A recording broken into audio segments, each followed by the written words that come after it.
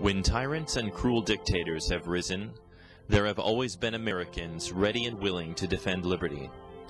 From the foundation of our country, established through revolution, to the war between the states, from our battles against fascism to our war on terrorism, American men and women have put themselves in harm's way to protect our great democracy and defeat evil despots.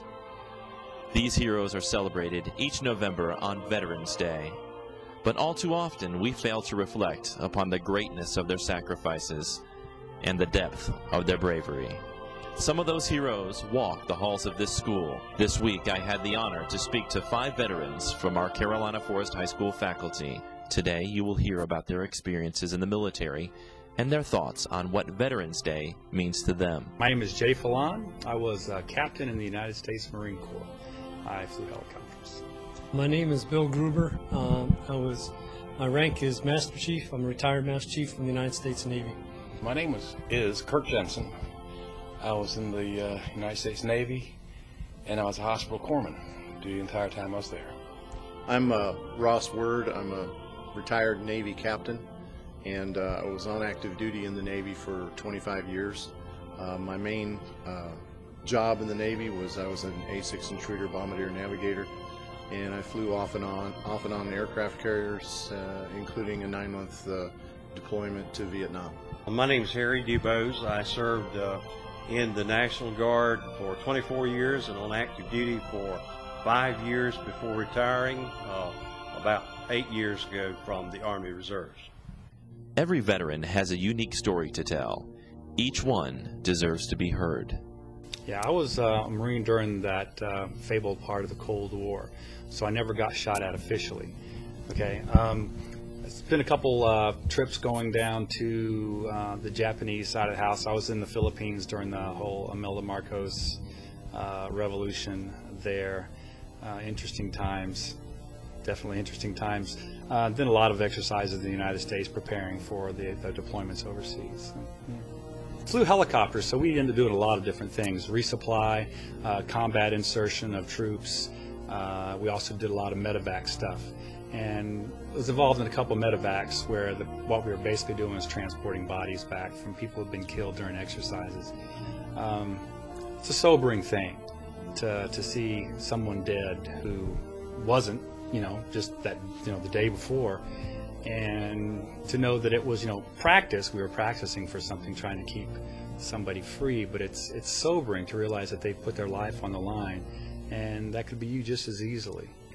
Yeah, actually, something that I think about a lot is a mistake I made when I was right after I made E5. When I was a second-class petty officer, I was in charge of secret publications, and I loaned one to an officer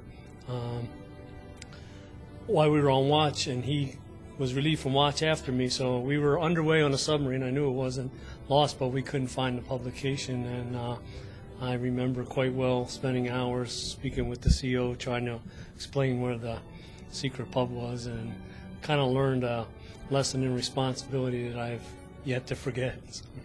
Well, I was in the Navy during the Vietnam War, and as a hospital corpsman, my job was saving lives. Or at least trying to. The last year I was in the Navy, the Marine Corps does not have a medical department, primarily because it comes under the Department of Navy.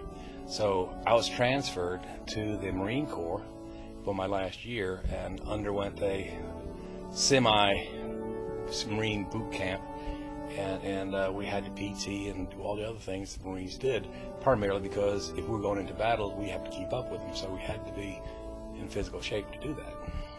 Well, the night my pilot and I flew a night, what they call night low level. It's you're about 500 feet off the ground trying to evade enemy radar, and it's 2-3 o'clock in the morning, and we went into Hanoi, or close to Hanoi, and dropped our bombs on a target, and we got shot at, artillery and missiles, and that kind of sticks in your mind when somebody shoots at you, So that's one of the things. I could name 25 more, but that one sticks out.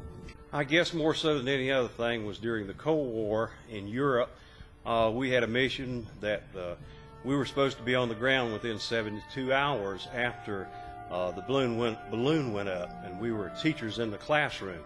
Well, all of a sudden we got activated, loaded on the green ramp at Fort Bragg, and went into Germany and was ready for the balloon to go up.